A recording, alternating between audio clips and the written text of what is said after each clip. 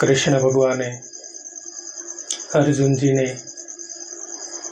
આત્મધર્મ વિશેની જે ગીતામાં વાત કરી છે કે હે અર્જુન, આત્મતત્વ અજર અમર છે. પાણીથી પલ્લે નહીં, શસ્ત્રથી વિંધાય નહીં, અગ્નિથી બળે નહીં. આવું આત્મતત્વ અખંડ અને અવિનાશી તત્વ છે. પણ એ વસ્તુ આપણને વાતથી સમજાય છે, અનુભવથી નહીં. અનુભવથી નથી સમજાતું, એટલે આપણે કોઈ પણ માણસ સ્થૂળ દેહનો ત્યાગ કરી અને સૌધામ જાય છે ત્યારે એની પાછળ આપણને વલોપાત થાય છે અને દુઃખ થાય છે. શેને લઈને? અજ્ઞાનતાને લઈને થાય છે. કારણ કે આત્મતત્વ જો પોતે અનુભૂતિ કરી હોય અને એ પદને પામ્યા હોય તો એને સંતો મૃત્યુને ઉત્સવ પણ મનાવે છે. કારણ કે આત્મતત્વ અજર અમર છે. એ વાતથી સમજાય એવું નથી, અને વાતથી સમજાય પણ છતાંય તે દુઃખનો નિવેડો આવે એવું નથી. આપણે આ માડી સૌધામ ગયા છે, ભગવાન એના આત્માને સદગતિ આપે અને વળી માનવ તન આપી અને મૃત્યુલોકની અંદર આવી અને વળી પછી ભગવાનની ભક્તિ કરે, એવી પ્રાર્થના ભગવાનને કરી. એટલે જે માનતા હતા એ સ્થૂળ દેહ તો આપણે પીડ્યો હતો, એટલે એ આત્મતત્વ જેને છોડીને ગયું છે એ અખંડ, અવિનાશી અને શાશ્વત છે. આપણે જે માનતા હતા, આપણે કેવી પછી બધાને અલગ અલગ ફોન કર્યા, માં સૌધામ ગયા, માં સૌધામ ગયા. તો જે માનતા હતા એ તો છે તે સબ જેમ છે તેમ. તો એમાંથી અખંડ વસ્તુ હતી ને, ચેતન સ્વરૂપ હતું, આત્મતત્વ હતું, એ જતું રહ્યું. રામાયણની અંદર રામચંદ્ર ભગવાન અને તારાનો સંવાદ આવે છે, વાલીના ઘરેથી, જેને વાલીના ઘરેથી તારા કહેવામાં આવે છે. જ્યારે વાલીનું મૃત્યુ થયું ત્યારે તારા બહુ વલોપાત કરતી રુદન કરતા હતા. ત્યારે ભગવાને કીધું, હે તારા, તું એટલું બધું રુદન કરેશ, કોને રોવેશ? ત્યારે કીધું, પ્રભુ વાલી મરાણો. કે વાલી જે તું માને છે સબ તો પડ્યું છે. કે ઈ નહીં, અંદર હતો નહીં, તો કે એને તું ઓળખેશ? એની અનુભૂતિ તો મેં કરી નથી. તો એને કીધું, તારું ને મારું બેનું સ્વરૂપ એક છે. એમ આપણે જે આત્મ તત્વ ગયું છે એની પાછળ વલોપાત કરવી છે, પણ એને આપણે ઓળખતા જ નથી. અનુભૂતિ આપણને છે નહીં, એના દર્શન પણ આપણને થયા નથી થયા. એનું મેન કારણ એ છે કે આપણે આપણા સ્વરૂપને અનુભૂતિ કરી નથી, આપણા સ્વરૂપને આપણે પામ્યા નથી. એટલા માટે, કારણ કે ઘરના સભ્યો જે હોય છે એ આપણે એકાબીજી બીમાર હોય એટલે ત્યાં કણે આપણે ઊભા હોય, તો એ દેહ છોડીને જ્યારે ગયા તો આપણને કાંઈ દેખાતા નથી, અથવા તો કોઈ જોઈ પણ એકતા નથી. શું કરવા? કે એ સ્વરૂપને આપણે અનુભૂતિ નથી. એટલે અને જેને એ સ્વરૂપની અનુભૂતિ થાય એ તરત જ કે જો આ ખોળિયું છોડીને આત્મરામ જાય છે. બજરંગદાસ બાપા બગદાણામાં જ્યારે બ્રહ્મલીન થયા ત્યારે શિરોડા ગામની બાજુ મારા હાલાવદર ગામ છે, ત્યાં કણે બાલાનંદ બાપુ કરીને થયા. એમની સેવા એક માડી કરતા હતા. એને કીધું, માં હુતા છો કે જાગો છો? એ કે જાગું છું બાપુ. એ કે બજરંગદાસ બાપા અત્યારે બ્રહ્મલોક સિધાવે છે, ભગવાનના બધા દ્વાર ખુલ્લા છે, તમારે જાવું છે?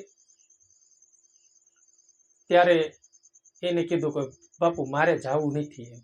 તો એને એના સ્વરૂપની અનુભૂતિ કરી હતી ત્યારે ને એ રાહલાવદર વાળા બાપુ, બાલાનંદ બાપુ, હરિરામ ગોદડિયા, તમારે વાંગધ્રા ગામના હનુમાનદાસ બાપુ, એ બધા એવા મહાપુરુષો થયા, આપને થોબ દે એવા.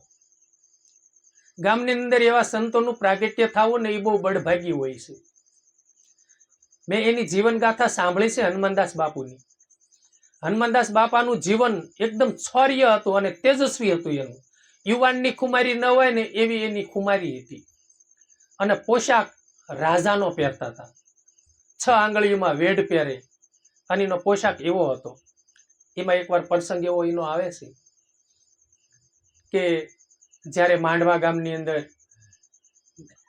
હનુમાનદાસ બાપુ ગિરધર બાપાને ત્યાં કણે ભજન સત્સંગમાં ગયા હોય, પછી એને એવું થયું હોય કે મારે રાજા બનવું છે, અને રાજાનો પોશાક પહેરી અને ગામને પાદર ગયા. ત્યાં એક કણવી પટેલ ભેંસ પાવા માટે આવ્યા, અને આ ઘોડી લઈને બરોબર અવેડાઈ ગયા અને ઠેકડો મારીને ઉતર્યા, અને એમાં ભેંસ ભડકીને ભાગી.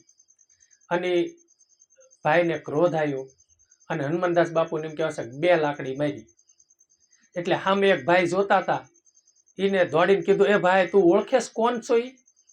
એટલે હનુમાનદાસ બાપુ એટલા બધા વિવેકી પુરુષ હતા, એટલા બધા નમ્રતા વાળા, સહનશીલતા વાળા, એટલે તરત ઓલા ભાઈને કીધું, એ ભાઈ એને કાંઈ ન કહેવાય, ભાઈ એને કાંઈ ન કહેવાય. એટલે પોતે પોતાના મનને ઠપકો દીધો, કાં કે દુનું રાજા બનવું હતું, થઈ લીધું. પોતે પોતાના મનને એને ઠપકો દીધો. આવો મહાપુરુષ. અને પછી જયારે ગિરધર બાપાને ત્યાં ભજનમાં ગયા ને એટલે ઉકરડા ઉપર બેઠા. એટલે સંતોએ કીધું, અરે બાપુ ત્યાં બે, ઈ કે આ મન ઈ લાગનું જ છે, કે દુનું રાજા બનવું હતું, થઈ લીધું ને રાજા, આ માર ખાધો ત્યારે રહ્યું. એમ આપણને હન્યપાત હાલે ને તો મનને હાલે છે. સુખ થાય તો મનને થાય, દુઃખ થાય તો પણ મનને થાય. એટલે એની અનુભૂતિ આપણને થાય, પણ આપણે મન ક્યારેય જોયું ખરું? આપણે એમ કહેવાય મારું મન આજ બહુ વ્યાકુળ થઈ ગયું છે, મારું મન બહુ દોડા દોડી કરે છે. તો મન છે કેવું? મનનો આપણને અનુભવ તો થતો, આમ દેખાતું જ નથી, પણ એ અનુભવ કર્યા જેવું. સોરામ હાકર ખાવ અને પછી કે ભાઈ કેવી ગળી છે, તો કે બહુ ગળી. બહુ ગળીનો પછી વર્ણન થાય નહીં. એટલે એ કે ભાઈ હાકર તમે શાખો ને તો અનુભવ થાય. એટલે સતારચા બાપાએ કીધું, વાલીડે મારે મૂંગે સપનામાં મોજું માણી, એ સમજે પણ વધે નહીં વાણી, આ જ્ઞાનની વાતો છે શાની. એટલે કહેવા આપણે ઈ જરિયા હતા, આત્મની અનુભૂતિ એવી છે, કયામાં આવે એવું નથી, અનુભવવામાં આવે એવું છે. ઈ ઘરે જયારે આ હનુમાનદાસ બાપુની બધા તમારા ગામના જે છે વાંગદરામાં, એ બધા થયા, એ બધા એવા મહાપુરુષો આપને થોપ દે એવા થયા, અને બધા નિર્વાણ ગયા. એટલે નરસિંહ મહેતા બાપુએ પણ કીધું, આત્મ તત્વ સીનવા વગર સાધના સર્વે જૂઠી છે. એટલે આપણે કાંક માનવ તન ધારણ કરીને આવ્યા છીએ, તો કાંક કર્યા જેવું હોય ને તો હરિની ભક્તિ છે. ભાગવતની અંદર મેં એવું વાંચ્યું છે ગુરુની કૃપાથી, કે દેવહૂતિ થયા અને એના પુત્ર કપિલ મુનિ થયા. અને કપિલ મુનિ એવા મહાન ભગવાનનો અવતાર કહેવાય છે. પછી એને જ્ઞાન થતા થતા થતા થતા એકવાર એ પદને પામ્યા હશે. પછી એની માતા દેવહૂતિએ પ્રશ્ન કર્યો કે આ કપિલ મુનિને કીધું કે મુનિ, માનવ તનનું તાત્પર્ય શું છે, એટલે રહસ્ય શું છે? માનવ તન શેના માટે છે? માનવ તન ધારણ કરી અને કરવાનું શું? ત્યારે કપિલ મુનિએ એની માતા દેવહૂતિને કીધું કે માં, માનવ તન કેવલ ઈશ્વરની ભક્તિ કરવા માટે છે. માનવ તન ને 5 કોષ છે, બીજી યોનિમાં 5 કોષ નથી. માનવ તનને 5 કોષ ઈ કહેવામાં આવે છે, જ્ઞાનમય કોષ, વિજ્ઞાનમય કોષ, શબ્દમય કોષ, અન્નમય કોષ ને મનમય કોષ. આ 5 કોષ છે. બીજી યોનિમાં 5 કોષ હોતા નથી. અમુક યોનિમાં તમે જુઓ, એને કઈ બોલવું છે, કઈ નિર્માણ કરવું છે તો થતું નથી. એટલે ઈશ્વર ભજન કરી સનાતન ધર્મને આશરે બેહી અને આત્મની અનુભૂતિ કરવી ને એ માનવ તનનો હેતુ છે. કૃષ્ણ ભગવાને અર્જુનજીને કીધું છે કે હે અર્જુન, 6 વસ્તુ જે માણસ જેને આધીન છે, ખાવું પીવું ને ઊંઘવું મળમૂત્ર ને મિથુન્ય, આ 6 વસ્તુ જો માણસમાં છે અને વધારાનું કઈ કરતો નથી તો એ પશુ સમાન છે. એ પશુ એ કાર્ય કરે છે. આપણે જેમાં રહેવાના માળા બાંધીએ છે તો પક્ષી પણ માળા બાંધે છે, પોતાના બસાને ઉછેરીને મોટા કરે છે, ખાવા પીવાનું, ખાવું પીવું ઊંઘવું, આ બધું એ કાર્ય કરે છે. પણ સર્વમાં શ્રેષ્ઠ હોય તો માનવ તન ધારણ કરી અને ઈશ્વરની ભક્તિ કરવા જેવું છે. તમે કાળુભાર નદીનો કાંઠો જુઓ, કેટલી પવિત્ર ભૂમિ છે. કાળુભાર નદીના કાંઠે જ્યાંથી નીકળી છે ત્યાંથી તે અસ્ત થઈ ત્યાં લગી તમે જુઓ તો કાળુભાર નદીના કાંઠે બધા આભને થોપ દેવા મહાપુરુષો થયા. ગંગા સતીમાં, કળસંગ બાપુ, આ બધા નદીને કાંઠે જ તે ને. તમારે હનુમાનદાસ બાપુ તે કાળુભારને કાંઠે જ તે ને. અનેક સંતો એવા તમે આમ ઠેઠ લગી જાઓ જોવો છો ને તો બધી કાળુભાર નદીને કાંઠે છે. કાળુભાર નદી એટલી પવિત્ર ભૂમિકા છે. તો માનવ તન ધારણ કરી અને કર્યા જેવી હોય તો હરિની ભક્તિ છે. માણસ એમ કે ભાઈ ભક્તિ કરવી, પણ કોઈ ગ્રસ્થિમાં રહીને જ ભક્તિ કરવાની છે. ઘર બાર છોડવાની કઈ જરૂર જ નથી. અને આગળના ઋષિ મુનિઓના જીવન ચરિત્ર જુઓ. કરદમ ઋષિની આપણે અત્યારે વાત કરી. કરદમ ઋષિના ઘરેથી દેવહૂતિ, તો એમને કપિલ મુનિ હતા તે ગ્રસ્તીમાં હતા. સતી હંસોયામાં, તો સતી હંસોયામાં પણ ગ્રસ્તીમાં હતા. પછી અમુક સંતોના તમે દાખલા લ્યો, આગળના સંતોના, રામ અવતાર સમયના સંતોના દાખલા લ્યો તો બધા ગ્રસ્તી હતા. પછી આપણે અમુક વિસ્તાર કળસંગ બાપુને એ તે ગ્રસ્તી જ હતા. ત્યાર પછી જલારામ બાપુના એના જીવન ચરિત્ર જોવો. અને જેટલા હદાવ્રત સૌરાષ્ટ્રની અંદર હાલે છે ને એમાં 90% હદાવ્રત ગ્રસ્તીના હાલે છે. પાળિયાદ વિહામણ બાપુ એ પણ ગ્રસ્તીમાં જ હતા. કારણ કે ગ્રસ્તી આશ્રમ 4 આશ્રમમાં મોટો આશ્રમ હોય ને તો ગ્રસ્તી આશ્રમ છે. કારણ કે ગ્રસ્તી આશ્રમ તે છે ને એને લઈને બીજા આશ્રમો છે. વનપ્રસ્થાન આશ્રમ અમે કર્યું, કદાચ અમે સંન્યાસ લઈ લીધી તો સંન્યાસ લીધો તો કઈ કુટિયા બાંધીને બેઠા છે, કઈ રળવા જતા નથી. ભિક્ષાવૃત્તિ કરવા માટે જઈએ અમે તો મૂળ તો ગ્રસ્તીને ત્યાં જ તે ને. અથવા તો આશ્રમ બાંધીને બેહવી, ત્યાં ગ્રસ્તી આવીને અમને દે તો અમે બીજાને પાસે આપીએ, અથવા તો અમે અમારું પેટ ભરતા હોઈએ છીએ. બરોબર. પછી કોઈ પણ સંન્યાસીનું તમે લો, વનપ્રસ્થાન, સંન્યાસ, 4 આશ્રમોની અંદર કાંઈ પણ તમે જુઓ તો સર્વમાં શ્રેષ્ઠ અને સર્વોપરી હોય તો ગ્રસ્તી આશ્રમ છે. ગ્રસ્તી આશ્રમ ભક્તિ કરવા માટે કાંઈ અડચણ રૂપ છે જ નહીં. એ તો આપણી એક લોક વાયકા એવી છે કે ભાઈ હજી આપણે કામ કરીએ કે એવા છે ને હજી આપણે ભક્તિ કાંઈ કરવી નથી, સમય આવે ભક્તિ કરશું. પણ ગંગા સતીમાએ કીધું, જોતરે જોતામાં દિવસો વિયા જશે પાનબાઈ, 21,600 ને કાળ ખાશે. કારણ કે સમય આજકાલ કરતા 55 માણસનું આયુષ્ય પૂરું થાય છે. અને કાશીના બળદિયા ગોયણે ગમે એટલું હાલશું તો ઈશ્વરને ઘરે જવા માટે પંથ કપાવવાનો નથી. જેમ ઘાણીએ બળદને હાંકતા હોય, સવારથી જોડો અને હાંજ લગીને ડાબલા ચડાવીને હાંકો તો એને એમ થાય કે બહુ આજ આખો દિવસ હાલ્યો છે એટલે બહુ પંથ કાપ્યો. પણ જ્યાં એના ડાબલા છોડો અને ઊભો રાખો ને તો નાના જ ઊભો હોય, લાંબો પંથ ન કપાણો હોય. એમ આપણા જીવનની અંદર તે આપણે નકરું વિષય વાસનાને આધીન રહી અને ભૌતિક સંપત્તિમાં જેટલા રસ્યા પૈસા રહેશું એટલે પંથ કાંઈ કપાશે નહીં. ઈશ્વરને પામવા માટેનો, નહીતર તો પંથ ઘણો દૂર છે.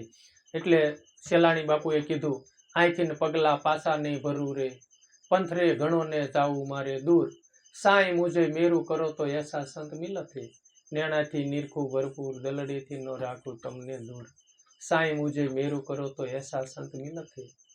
પંથ ઘણો આઘો છે. પછી આમ પગપાળે હાલ્યા જેવી ભક્તિ નથી. કારણ કે ધ્યાન યોગ કરવાથી પોતાની અંદર જે દુર્ગુણો પ્રવેશ કરી ગયા છે એને કાઢવાના છે. આપણે એવી કહી છે કે આપણા જીવનની અંદર દુર્ગુણો છે. હા, દુર્ગુણો છે. આપણામાં વિષયો પંચ લાગેલા છે, રૂપ, રસ, ગંધ, શબ્દ અને સ્પર્શ.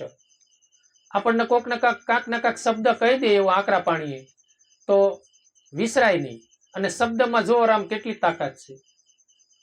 શબ્દથી માણસ નિર્વાણ લગી, છેઠ વૈકુંઠ લગી પહોંચી જાય છે. અને શબ્દ 36 અક્ષરના તે અને માણસને આપઘાત કરાવી નાખે છે. શબ્દમાં જ તાકાત છે ને.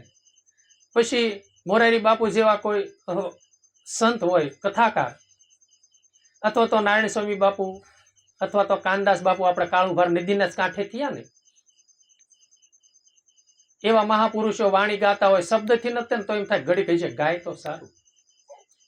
કાનદાસ બાપુનું જીવન ચરિત્રની જો કે લગભગ ને બધાને ખબર છે,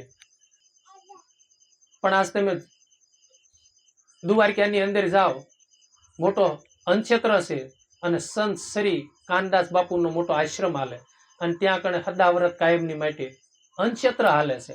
આવો મહાપુરુષ થયા અને હજી આશ્રમ ત્યાં કણે સદધર્મને આશરે રહી સદધર્મના ઉપર એ ધખી રહ્યો છે. એટલે ગ્રસ્તી આશ્રમની અંદર રહી અને કર્યા જેવી હોય ને તો તારા રામ ભક્તિ છે. અને ગ્રસ્તી આશ્રમ સર્વમાં શ્રેષ્ઠ આશ્રમ છે. એને નકરું આપણે સંસારમાં રહી નકરું આપણે ખાઈ પીને આનંદ કરવા પૂરતું એટલા પૂરતો એ આશ્રમ નથી. અને પાછું ભક્તિ કરવાની અંદર એ બાધક નથી. સવારમાં જાગો 7 વાગે જાગીને આખો દિવસ પુરુષાર્થ કરો, સાંજે 7 વાગે લગી પુરુષાર્થ કરો, પણ પોતાને નીતિ અને અનીતિનું જ્ઞાન થવું જોઈએ. અને આપણામાં જે આ 5 વિષયો છે ને એ આવેતું છે. ઓલું બાળક હમણાં રમતું હતું, એને નહીં રૂપનું, નહીં રસ, નહીં ગંધ, નહીં શબ્દ, નહીં સ્પર્શ, એને વઢો તો એને કાંઈ નહીં. બરોબર. પછી કામ, ક્રોધ, લોભ, મોહ, મદ અને મચ્છર, આ 6 શત્રુઓ પોતાની અંદર પ્રવેશ કર્યા છે. એને એ પણ કોઈ વસ્તુ નથી. એમ આપણે તે જ્યારે આ સૃષ્ટિની અંદર સ્થૂળ દેહ ધારણ કરીને આવ્યા ત્યારે વસ્તુ કાંઈ આપણને હોતી નથી. પણ એ ધીરે ધીરે ધીરે જેમ મોટા થતા જાય ને એમ એનો લેપ લાગતો જાય છે. અહમ આવે, હું પણ આનું, રાગદ્વેષ આવે, ક્રોધ આવે, ખોટું પ્રથમ તો મમત્વ માનવું લાગે, પછી હરખ ને શોખ ચાલુ થાય. માં આપણને પાલ કરે, નજીક રમાડે તો દાંત કાઢવીને હર્ષ થતો હોય.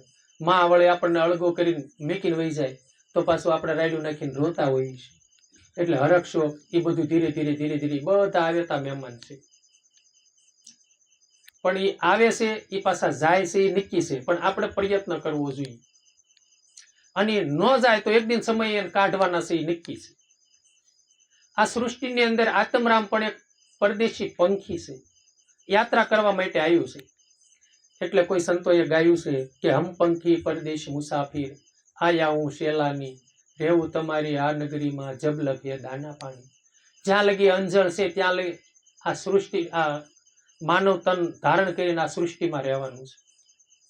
આ માં અત્યારે બ્રહ્મલીન થયા, સૌધામ ગયા એટલે એનું અંજળ ખૂટી ગયું. એટલે ખોળિયું ખાલી કરી અને તરત રવાના થયા. એ આત્મરામ પંખી ઓલા ગોણે સાંજ પડે અને પંખી આવે આ વૃક્ષ ઉપરથી ઉડી અને બીજા વૃક્ષ ઉપર જાય, અથવા તો આ ગામમાં સવાર સૂર્ય ઉગદય થાય એટલે આ ગામમાં હોય તો ઉડીને બીજા ગામમાં સારો સરવા જાય છે. એમ આત્મરામ આ પંચતત્વના આસળા ઉપર અત્યારે છે. પછી આનો સમય પૂરો થાય એટલે ઉડી અને પછી બીજું ખોળિયું ધારણ કરશે.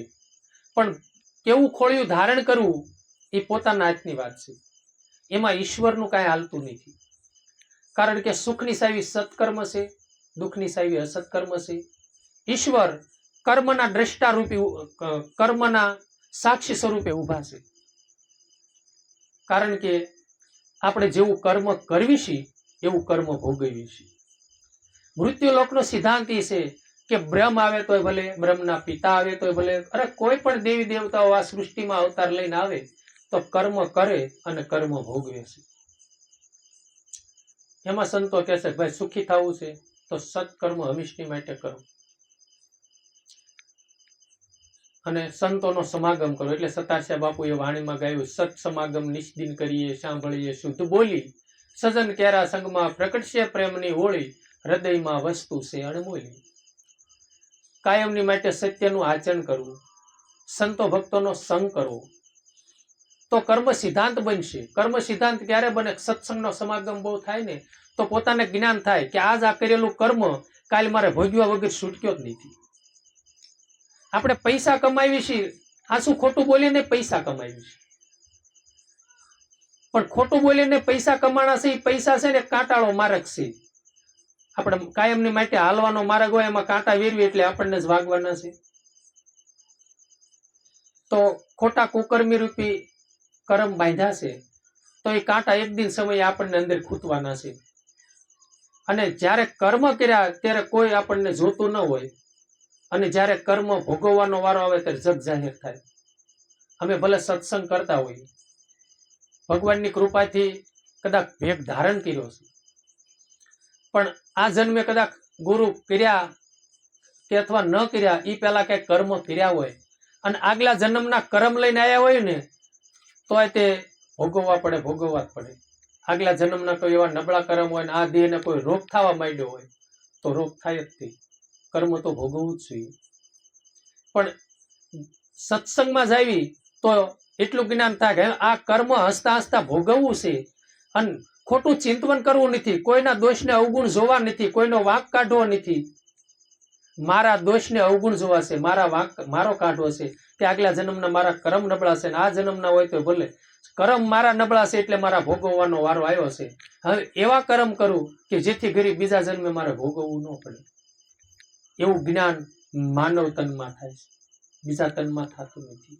અને માનવ તનની કેટલી કિંમત છે એ તો આપણને મળ્યું છે ને એટલે એની કદર નથી. રામ, આપણે અત્યારે ફોર વ્હીલ તો આપણી પાસે છે નહીં, નકરી સાયકલ હોય અને ફોર વ્હીલ જો પ્રાપ્ત થઈ કેવડી કદર થાય. દરરોજ ગાભો મારવી, ગમે ના જાય એમ અસો ગાડીને રાખવી, પછી બીજી ગાડી થાય એટલે ઓલી ગાડીને પછી ધૂળ સડી જાય, 100 મહિને આપણે સામું ન જોતા હોય.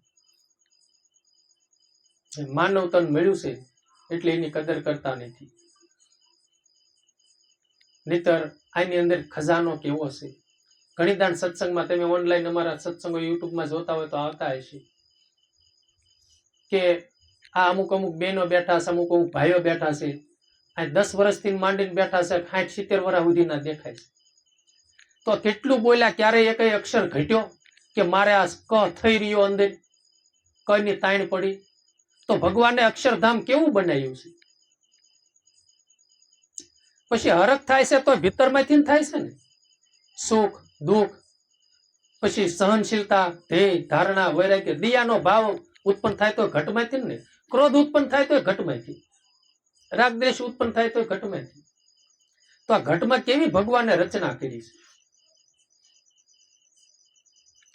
એટલે ભાઈ માનવ તનનો છે ને થોડોક હેતુ જાણવો જોઈએ કે વારંવાર આ માનવ તન મળતો નથી.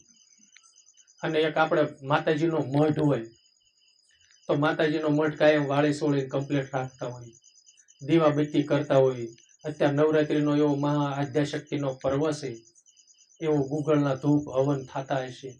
ઠાકોરજીનું મંદિર હોય ત્યાં ત્યાં ધરાવતા હોય, પુષ્પ ચડાવતા હોય, એ એક મંદિર છે. તો આ એક ભગવાનને રહેવા માટેનું મંદિર છે. તો એમાં નકામી વસ્તુ, ખોટો કચરો, ખોટો કાદવ ન નખાય. કોકના અવગુણને તોષ જોવા એ ખોટો કાદવ છે. જગતનો પરપંચ કરવો એ કાદવ છે. જેની તેની હારે અદેખાઈને ઈર્ષા કરવી એ ખોટો કાદવ છે. એમાં આપણું કાંઈ હિત ન થાય, એમાં આપણું પતન રહેલું છે. ભક્તિના લક્ષણો,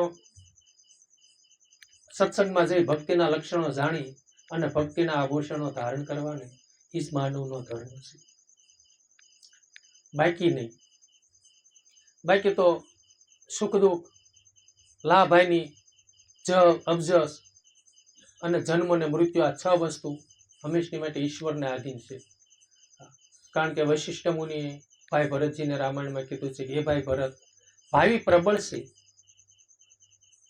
6 વસ્તુ ઈશ્વરને આધીન છે. આપણે અમુક અમુક અત્યારે માડી મૃત્યુ સૌધામ ગયા તો થોડું આપણા હાથમાં હતું, તો ઈશ્વરને આધીન છે. જન્મ ધારણ કરવો અને મૃત્યુ પામી ઈશ્વરને આધીન છે. જ અને અબજ, કોઈ પણ ધર્મનું કાર્ય કરતા હોય, સત્કર્મનું કાર્ય કરતા હોય છતાં જ સારું જ કરતા હોય છતાં અબજ આપણને ક્યારેક મળતો હોય છે. પુરુષાર્થ કરતા હોય, ધંધો કરતા હોય તો ક્યારેક લાભ થાય અથવા તો ક્યારેક હાનિ પણ થાય છે, ખોટમાં થાય છે, નુકસાની જાય ધંધામાં. એટલે એ બધું ઈશ્વર ઉપર છોડી અને પુરુષાર્થ કરવો ને એ જરૂરી છે. જેટલો થાય એટલો પુરુષાર્થ કરવો, પણ કર્મ સિદ્ધાંત બહુ બનો. આપણે કોકને આમ તેમ આપણને 2 શબ્દ કહી ગયા ને તો પોતાને જ્ઞાન થવું જોઈએ. શબ્દ એનું, કર્મ એનું અને ભોગવવાનું એનું, એને આપણે શું ફેર પડે. પણ આપણા શબ્દથી કોઈને આંસુડા ન પડે ને એ પોતાને ધ્યાન રાખવું જોઈએ. કારણ કે માનવ તન ધારણ કરી બીજું ન થાય કાંઈ નહીં, આંસુડા ન લૂસી કે કાંઈ નહીં, પણ આંસુડા પડાવે એ થોડો આપણો ધર્મ છે. આ સૃષ્ટિની અંદર કેટલા મહાપુરુષો એવા થયા. બહુ પરમારથી જીવન ન થાય તો કાંઈ નહીં, પણ પોતે પોતાની ઉપર તો દયાનો ભાવ હોવો જોઈએ. કે કાંઈ સત્કર્મ ન કરશે તોય વળે આ જીવ પાછો 84માં ફરવા જાય છે. એટલે સત્કર્મનું ભાતું બાંધવા માટે મુખ્ય સત્સંગનો સમાગમ છે. કારણ કે રામાયણની અંદર એવું મેં સાંભળ્યું છે કે રામચંદ્ર ભગવાન જ્યારે સબરીબાઈને મળ્યા ત્યારે એને નવધા ભક્તિની જ્યારે સબરીબાઈએ કીધું ત્યારે રામચંદ્રના મોઢેથી પ્રથમ ભક્તિ સબરીબાઈને એ સમજાવી છે કે હે સબરી, પ્રથમ કર સત્સંગા, दूसरी भक्ति मम कथा प्रसंगा, तीसरी भक्ति गुरुपद पंकज पुष्वा, चौथी भक्ति कुटकपट रही जीवन जीवन, पंचमी भक्ति गुरु मंत्र पर दृढ़ भरोसा રાખવો. એવી નવધા ભક્તિ તમે ખાલી પાકી કરી અને એની યાદી કાયમની માટે રહો, એનું ચિંતન કરો, એનું મનન કરો કે ભગવાન રામે આ મૃત્યુલોકની અંદર આવી, આ સૃષ્ટિની અંદર આવી અને સબરીને ભક્તિ કઈ રીતની સમજાવી અને શું કીધું છે એ પ્રમાણે હાલો ને. કદાચ અમે કેવી હાસુ લાગે કે ન લાગે. રામદેવ પીર બાપાએ સનાતન ધર્મ વિશે, નિજાર ધર્મ વિશે કેવી બધી વાત કરી છે. રામદેવ પીર બાબાએ વાણી અનેક ગાય છે. હરભુજીને, હરજી ભાટીને વાણી દ્વારા જ બધાને જ્ઞાન આપ્યું છે ને. ભક્તિ રે કરો તો હરજી તમે અગમ ભેદ જાણો, કહું એ વચનોમાં તમે સાલો, ધર્મ છે જૂનો હરજી નિજાર પંથ આદિનો, એમાં તમે મોટા મુનિવર થઈને માલો, ભક્તિ કરો તો હરજી તમે અગમ ભેદ જાણો. જૂનામાં જૂનો ધર્મ હોય ને તો સનાતન ધર્મ છે, જેને આદિ ધર્મ કહેવાય. સનાતન ધર્મ કયો તો ભલે, નિજાર ધર્મ કયો તો ભલે, આત્મ ધર્મ કયો તો ભલે, કે ભાવાર્થ બધાનો એક થાય છે. એમ જૂનામાં જૂનો ધર્મ એ છે. એટલે સંતોએ વાણીમાં પણ, બીજી વાણીમાં પણ એમ કીધું છે કે ધર્મના ધોરી લઈ કરી. આ જેવો આપણે આ ગામથી ઓલા ગામ જવા માટેનો જૂનો રાજા સાહેબ વખતનો માર્ગ હોય ને, એને આપણે ગઢિયા એમ કહેતા ભાઈ ધોરી માર્ગ છે. એમ ધોરી ધર્મ હોય ને તો સનાતન ધર્મ છે. તો સનાતન ધર્મને આશરે તો બેવું. સનાતન ધર્મ એટલે આત્મધર્મ. આત્મધર્મમાં હું હિન્દુ છે, હું મુસલમાન છે, કે એમાં કોઈ દેવી પૂજક છે, કોળી છે, કણબી છે, દરબાર છે, રજપૂત છે, એમાં નાત જાતનું પણ છે નહીં, ઊંચ નીચનું કઈ છે નહીં. ગંગા સતીમાં એ કીધું છે જાતિ ને ભાતિ નહીં હરી કેરા દેશમાં, ના સ્ત્રી પુરુષનો એવો પણ ભેદ નથી, એનો પણ કઈ ભેદ નથી. કારણ કે ના આત્મ, અને જો એવો ભેદ હોય ને તો મુસલમાન સમાજમાં કતીબશાહ બાદશાહ મહાન સંત થયા, રામદેવ પીર બાપુનું શિષ્ય. પછી સતારશાહ બાપુ સંત થયા. હોથી દાસ હોથીને ગુરુ મોરાર મળ્યા. અહીં હોથી હતા એ મુસલમાન હતા, એના ગુરુ મોરાર સાહેબ આપણા હિન્દુ હતા. અનેક એવા મોમેડિયન સમાજ આપણો સનાતન ધર્મ અપનાવી પીર થયા પાછા. એટલે સનાતન ધર્મની અંદર આમ એવું કઈ હોતું નથી. આત્મધર્મમાં તો બધું સરખું જ છે અને અખંડ જ એ વસ્તુ છે. આ આપણે એમ કેવી કે આ દેહ નાશવંત નથી, દેહ આપણે સીવી. અરે ભાઈ, દેહ નાશવંત છે, દેહ આપણે કાર્ય હોવી જ નહીં. આપણે આ મકાન થોડા સીવી, મકાનમાં રહેવા વાળા સી. પછી આ દાખલા તરીકે આપણે માતાજી મઢ બનાવ્યો, પછી મઢની બાજુમાં આપણે નીકળ્યા, પછી આપણે પ્રતિષ્ઠા કરી નથી, માતાજીને પધરાવ્યા નથી, ત્યાં લગી ત્યાં કોઈ પગે ન લાગે. પછી માતાજીને ત્યાં કણે આપણે પધરાવ્યા, એની પ્રતિષ્ઠા કરી, બધું કમ્પ્લીટ થઈ ગયું. પછી તમે મઢમાં ન જાઓ કાંઈ નહીં, બજારે નીકળો ને તોય નમન કરો જય માતાજી અથવા તો જય રામાપીર. એમાં છે ત્યારે ના પધરામણી થઈ ત્યારે ને. પછી એમાં કાંઈ ન હોય, ખાલી અડધું મંદિર બન્યું હોય ત્યારે કોઈ કાંઈ પગે ન લાગે. એમ આની અંદર તે ભગવાન છે ને એટલે ક્યાંક સીતારામભાઈ, એટલે તરત જવાબ દે ભાઈ સીતારામ. અને આમાંથી રામ નીકળી જાય એટલે પછી કોઈ કે સીતારામ. એટલે દેવળે દેવળે કરે હોકારે આ પારખ થઈને પરખો, કોને બનાવ્યો આ પવન ચરખો. એટલે આમાં આપણે છીએ ને ત્યાં લગી આ. પછી હવે હાવ હાદી ભાષામાં કહું કે આ તમારે રહેવા માટેનું મકાન છે. અહીંથી તમારે હરિદ્વાર યાત્રા કરવા જવું છે એટલે મકાન તો અહીં પડ્યું જ રહેવાનું છે. અને આ મકાનને તાળું મારી દો, સામે માણસ જોવે કે ભાઈ મકાનમાં છે નહીં, મકાન ખાલી થઈ ગયું છે, અહીં કોઈ સીતારામ ન કરે અને કોઈ આવે નહીં. તો આ મકાનમાં જેથી તાળું લાગી જાય છે ને આત્મરામ જેથી યાત્રા કરી જાય છે એટલે તરત તાળું લાગી જાય છે અને તરત રવાના થઈ જાય છે. પછી અહીં કણે કોઈ સીતારામ કરે નહીં ભાઈ, અને તરત જ તે છે ને કે હવે બેનનું ફોન કરો ને ક્યાં પહોંચ્યા ના એ પછી જો કે સંસારિક રીવાદીઓ છે. અને એટલું તો વિચાર કરો રામા દેહની કેવડી આભડશીટ અડે ને તોય તે પછી નાવાનું. અને આભડશીટ પછી ઘરે દીવાબત્તી ન કરવી, કેટલાય દી ઓલ્યું આન તેન. પણ છે ને રામ આભડશીટ રાખવાની છે નહીં રાખો, નથી રાખવાની કોઈ દી ન રાખો. આપણા ઘરે દીકરીનું પ્રાગટ્ય થયું હોય તો આભડશેટ રાખે, 1.5 મહિના સુધી દીવાબત્તી ન કરે. દીકરાનું પ્રાગટ્ય થયું હોય તો એ અરે રામ એવું હોય નહીં. લક્ષ્મીનું પ્રાગટ્ય થયું છે, 1 દીવો કરતા હોય તો 2 દીવા કરો ને. માણસોને બિચારાને સંતાન નથી હોતા ને તો પાણા એટલા દેવ કરે છે તો પ્રાપ્ત નથી થતું. અને તમને ભગવાને સારી તક આપી છે અને આપણે ભૂલી જવાનું. આ ભડશેટ લાગે ને, હાલો તમે આ કણે એમ તમારા ઘરે કોઈ દીકરીનું પ્રાગટ્ય થયું ને તમારા ઘરે એમ આવ્યા અને તે દિવસ અમને બપોરે જમાડ્યા અને સવારમાં દીકરીનું પ્રાગટ્ય થયું અને પછી અમે બીજે સત્સંગ કરવા ગયા તો એવડાને ખબર છે કે આ ભડશેટ લાગી છે, આ કુતકનું ખાઈને આવ્યા છે. આ ભડશેટ લાગે ને એની ખબર પડી જાય કે 20 વર્ષનો યુવાન થયો હોય ને એને કુસંગ થાય ને એટલે આ ભડશેટ લાગે ને જયારે પીવા મળે ને પોટલી અને પછી આવીને તોફાન કરે એટલે માનું કે આને આ ભડશેટ લાગી. સમજ્યા તમે? દારૂ, જુગાર, મટન, વિભિચાર, ચોરી આ જીવનમાં આવે ને એટલે મોટી આફત છે. એ જીવનનું પતન કરે ને અને ઓલામાં થોડું રામ એમ કઈ છે. એટલે એ તો એક ભગવાને આપણને સારી તક આપી છે અને ઈશ્વરને યાદ કરો.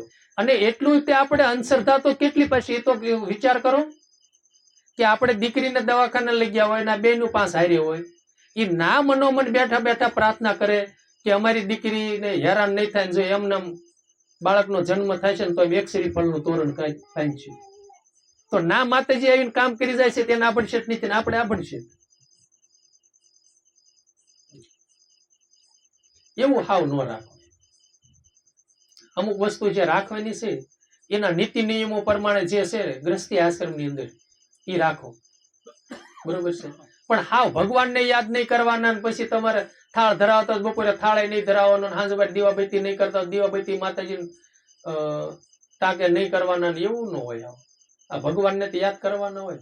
આપણને સારી તક આપી છે અને કેટલી માનતાઓ કરી હોય ત્યારે આપણે 20 વર્ષે આપણે દીકરાના શ્રીમત આવ્યું હોય કેવડી માનતાઓ હોય, 1 મહિનો તો આપણી માનતાઓ હાલતી હોય તો એ બધા ભગવાનને દેવી દેવતાઓએ આપણને મદદ કરી હોય પછી એને પાછું ભૂલી જવાનું. હાવ એવી અંધશ્રદ્ધા ન હોય. સમજ્યા તમે?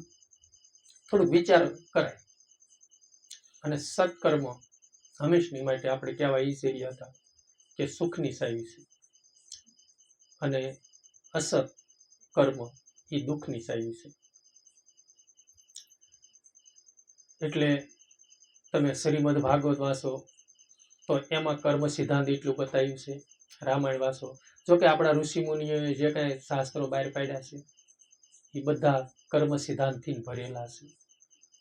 આપણા જીવનનું ઘડતર કેમ કરવું એ બધા એમાં રાહ બતાવ્યા. સંતોની વાણીઓ પણ એટલી બધી છે. અને ક્યારેક તમારે કોઈ ગઢિયા હોય ને, લગભગ મારા અંદાજ પ્રમાણે તમારા ગામમાં 80 વર્ષના આળે ગાળે હશે ને, એને બધાએ હનુમાનદાસ બાપુ જોયેલા હશે. તો એના જીવન ચરિત્ર વચ્ચે આપણે પણ વાતું સંભળાય કે એનું જીવન કેટલું કોમળ હતું, એનું જીવન કેટલું કયાગ્રુ હતું, કેટલું દયા ભાવ વાળું હતું. પછી એમાં આપણે તારણ કઢાય આપણા જીવનમાં એમાં કેટલો બધો તફાવત છે અને આપણા જીવનમાં કેટલો રાગ દ્વેષ છે. ઋષિ મુનિઓના જીવન ચરિત્ર સાંભળે અને એમાંથી કંઈક લીધા જેવું હોય ને એ રામ લેવું જોઈએ. એ વસ્તુ હોનું છે. હોનું કહું છું પણ હોનું એની પાસે ટૂંકું પડે. એ હોનું છે ને એક જ જન્મ. અત્યારે આ વીટી લીધી છે, આ દેહ છે ત્યાં લગી પછી વીટી છે ને સરગાપુરની શેરીએ બાપુ ભૌતિક સંપત્તિની કોઈ ગાહડિયું બાંધતા જોયા જ નથી. કોઈ ગાહડિયું બાંધી કે એવું છે નહીં. ગાહડી તમારે બાંધવાની છે તો સત્કર્મની. અને આ જન્મે જો તમે કઈ સત્કર્મ કરેલું છે ને ઓલું સારી કમાયું કરેલી છે ને તો એ ગાહડી તમારી જન્મ જન્મ હારે આવશે. અને અસતની હશે તો અસતની રહેશે રામ. અને ઓલી ગાહડીઓ બધી એનો નિષેધ નથી, આર્થિક રીતે એની જરૂરત છે, બરોબર. પણ બમણી કમાઈ વધારે કર્યા જેવી હોય ને તો ભક્તિની છે. સારું કાર્ય કર્યું હોય, ગામમાં સારો માણસ હોય ને તો એ માણસો એના વખાણ કરતા ભૂલતા નથી તો તમારા ગામની અંદર આને યાદ કરવા ન પડે. હનુમાન બાપુને થઈ જાય. ગંગા સતીમાને યાદ કરવા ન પડે, થઈ જાય. એમ આપણે એવું જીવન જીવવું જોઈએ કે દુનિયામાં ભગવાને માનવ તન ધારણ કરી અને આપણને મેકલ્યા છે તો કાંક દુનિયાને આપણે કાંક અરથ આવી. સમજ્યા? આપણે ન ઉપયોગી બનવી તો કાંઈ નહીં, પણ કોકને કાંક ઉપયોગી તો બનીએ. આપણા જીવનમાં જેટલું થાય એટલું, પણ બીજાને તો કાંક થોડું ઘણું અરથ આવી તો કાંક સત્કર્મનું ભાતું બંધાશે. એટલે સંતોએ વાણીમાં કીધું કે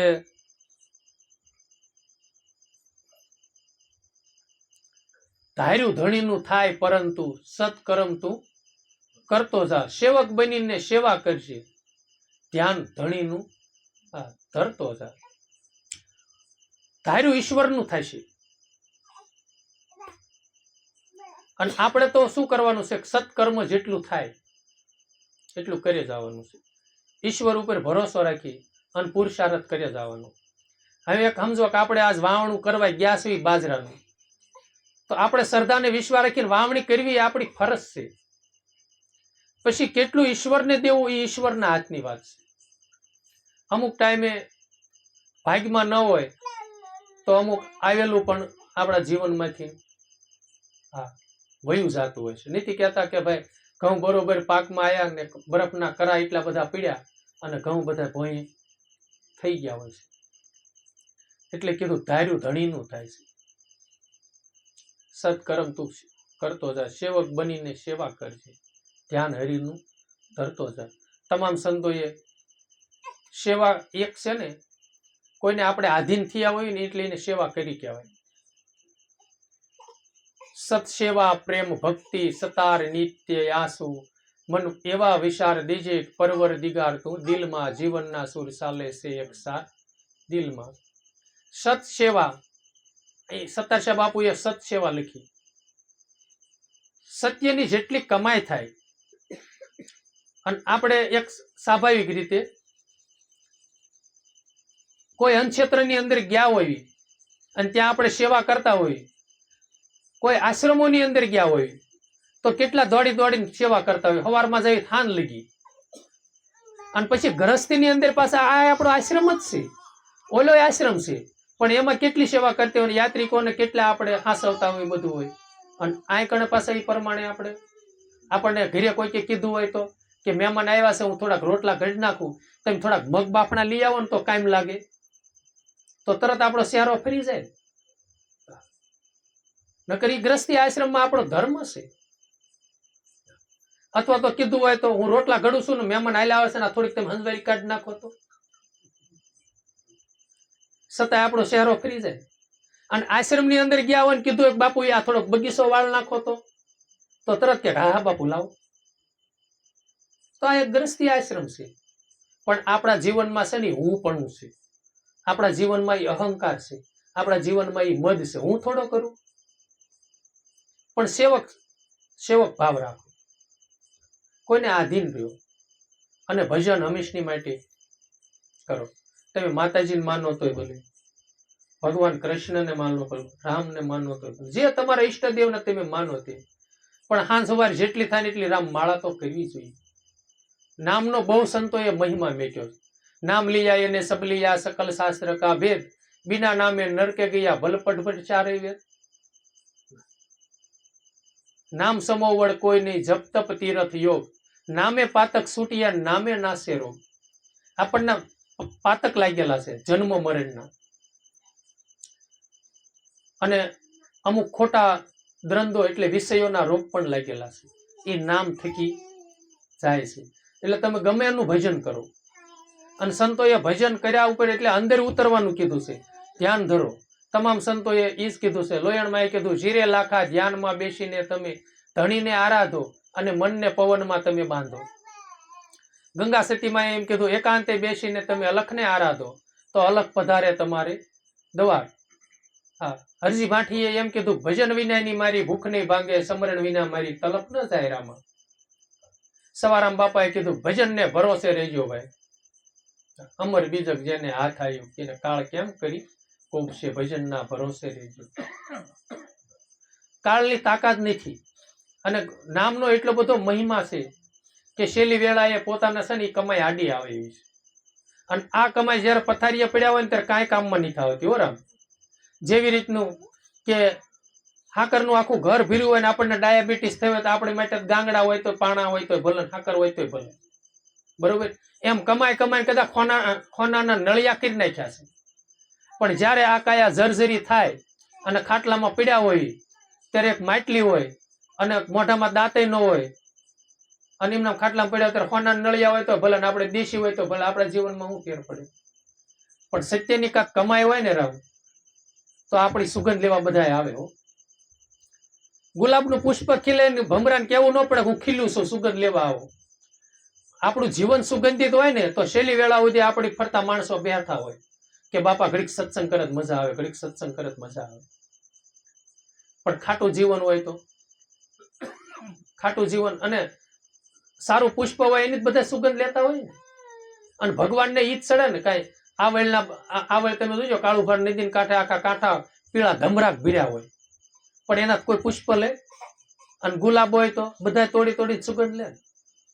અને આવળમાં લગભગ ભમરાય નહીં બેહતા હોય, બીજા પુષ્પમાં બેહતા હશે. એમ જીવન એવું સુગંધિત બનાવો અને ભજન કરો ભરપૂર.